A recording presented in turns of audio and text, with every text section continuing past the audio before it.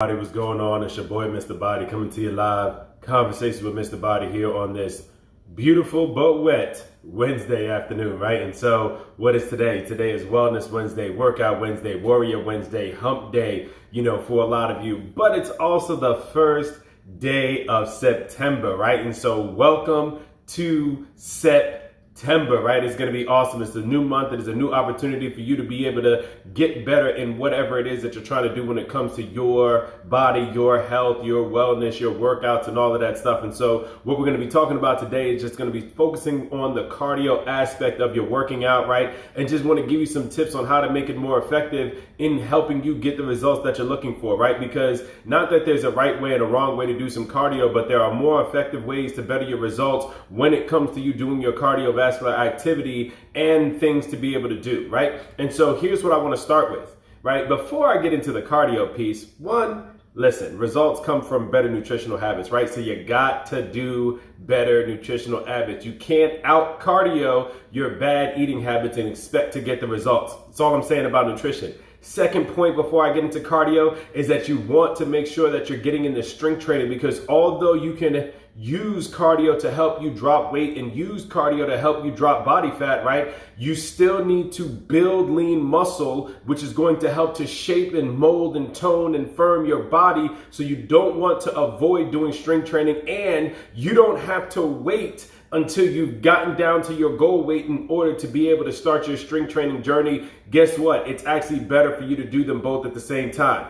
That's it for strength training. Now, when it comes to cardio, here's your first tip that you want to understand. The best thing to do is to make sure that you're having some variation with your cardio, right? Just like with other things that you're doing, you want to make sure that you're creating some variation. So don't get stuck just using the treadmill. Don't get stuck just using the elliptical. Don't get stuck just using the Stairmaster. Don't get stuck just getting on the bike. You want to create some variation in what you're doing with your cardiovascular activity, because it's going to produce better results. Because if you do the same thing, even with cardio, if you get on the cardio machine and you do the same type of exercise, let's say you get on the treadmill, and every time you get on the treadmill, you set it up for 3.0, right, speed, and then you set the incline at 5 or whatever it is that you're setting it at, and that's what you do every time you're on there, your body will adapt. And so it's time for you to start to adjust what it is that you're doing. And one of the easiest ways to adjust is by picking one of the programs, right? Especially on the Stairmaster, the elliptical, and the bike. You want to pick one of the programs like the fat burn program, the interval program. Why? Because it will randomly adjust, right, your speed, and it'll randomly adjust the resistance that you have. And you get to start off with different resistance levels, right? Like the bike and the elliptical will ask you what resistance level you'll start with. What I've seen over my 19-year career is that oftentimes a lot of people will get on the bike or get on the treadmill and just go, right? And not pick a program, not even change the resistance level. And so, yes, you might be on there for 45 minutes, an hour, but you're at level 1. And so in the beginning of your journey, it's going to benefit you, but you got to start increasing that level if you want to truly see the results that you're wanting to see long term. You'll get results in the beginning, but if you want long-term results, you got to start to increase that resistance, because as you get better, you have to continue to challenge yourself to the level of where you are in your workouts, right? Where you are cardiovascular level, you want to start to increase the level of resistance on the exercise that you're doing. Now, with the treadmill, there isn't a resistance factor, but there's the speed and the incline that gets to adjust, right? Here's one of the things with the treadmill and even the Stairmaster, right? What I like to call it is the slow, boring cardio. Why is it slow and boring? Because I'm not really a fan of cardio indoors on machines. I'm a football and track guy, right? So I like to do stuff outdoors. But I get it. You know what? Listen, depending on where you are and what you have access to and all that other stuff, the cardio machines can be great if you utilize them right. So why I call it slow and boring is because there is actually a fat burning zone, right? A fat burning zone for your heart rate. And so I want you to Google that. Google your heart rate fat burning zone. And it's slow and boring cardio because in order to keep your heart rate in between that fat burning zone, it's going to probably be slow and boring. When you're going faster, and not that it's not okay to run and jog and sprint and all that other stuff, intervals are great. But if you're doing that for the duration of the time that you're on there, where you're running and jogging, more than likely your heart rate is not going to be in that fat burning zone. And what starts to happen when your heart rate isn't in that fat burning zone is you start to burn muscle. So oftentimes, especially, you know what, if you're an individual that isn't doing strength training, right, and you're just doing cardio, when you're not in that fat burning range, you start to lose muscle, right? And so I know that it happens because I've seen it happen. And oftentimes when I'm starting to work with some people and they're like, well, you know what, listen, I was working out and then I started to lose my butt, right? Worked with a lot of women that have said that. If you're a woman that has said that, you know, or maybe even a guy, right, that's like, yo, listen, my booty started to get flat. I'm like, all right, cool. You was doing a lot of cardio, weren't you?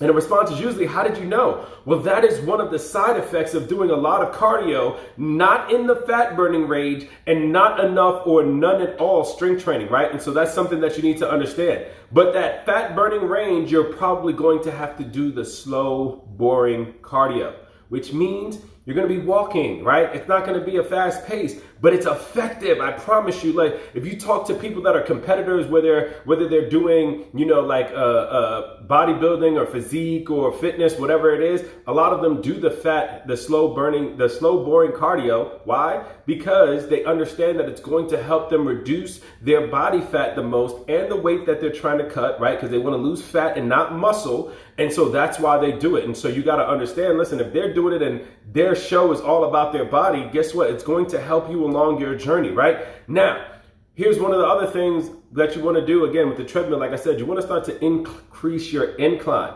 I'm telling you, it's going to be so much more challenging than just doing it flat. When you start to elevate that incline, it's going to make it a whole different ball game, and it's going to give you some different results. So play around with that incline. When you pick a program on the treadmill, they have programs where the incline will automatically adjust throughout your run or whatever, however long you're on there. And that's the same thing as the resistance adjusting on the bike and the resistance adjusting on the elliptical and even on the Stairmaster, right? And so you got to find your spot. That's why they have the sensors for your heart rate on the cardio machines, so that you know where your heart rate is. One, so that you're not peaking too high and getting into the danger zone, because there is a danger zone for your height rate. And if you want to know where your heart rate is, and so that you can be in that target for cardio, you can be in that target for fat burning, you can put your hands on the sensors and get that reading and know. And so this is the power of knowing what the fat burning range is for your age, so that you can make sure that you're going to be in that range so that you can get the better results that you're looking for. Listen,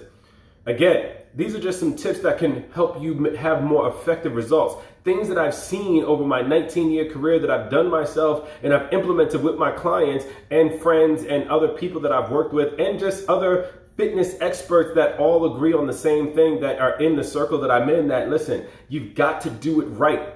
Yes, there is not necessarily a wrong way, but it's wrong in the sense if it's not producing the results that you want, right? So anything that you do fitness and exercise and workout wise, if it's not producing the results that you want, then it's wrong for you. It's not wrong in general because it's producing a result, right? It's just not the result that you want. And so if you want to see the results that you want, then you got to do it right. You got to do it the right way. And so these are just some examples. Vary your cardio, right? Pick a different program each time that you're going to go on there. Google the fat burning range, right? That should probably be first, but Google the fat burning range so that you know where your heart rate should be during your workout, so that you're staying in that range, so that you can reduce your body fat more and not lose muscle along the journey.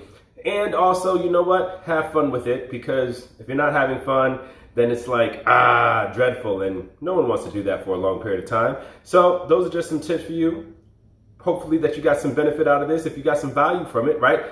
Feel free to hit the share button, tag somebody that needs to hear this message, invite somebody to come and watch this video so that they too can get the same value that you just received, and have an awesome and powerful day, and stay dry, all right? And prayers out for those in New Orleans and Louisiana that were affected by the hurricane. Listen, praying for y'all, all right? Peace.